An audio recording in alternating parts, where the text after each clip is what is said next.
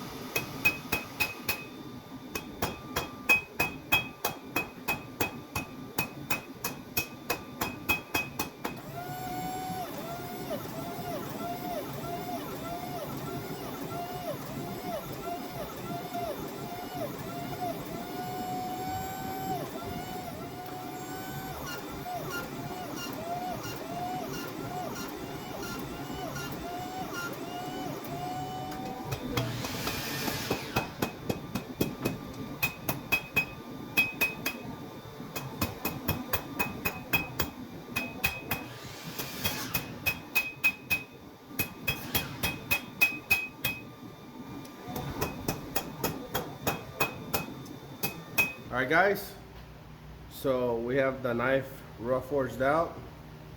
It's coming out pretty nicely. Now it's time to profile it and grind it nice and flat so we can get ready. Oh, and make the holes so we can get ready for a heat treat.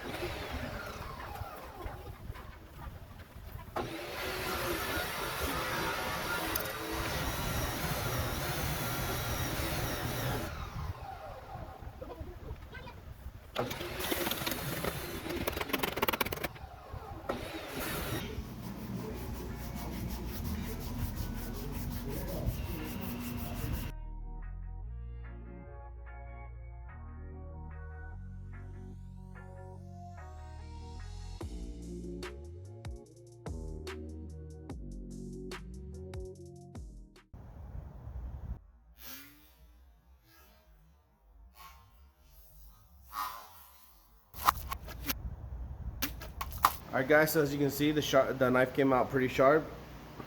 I'm okay with the pattern. I was hoping it would look a little bit cooler. There's not very much definition to it.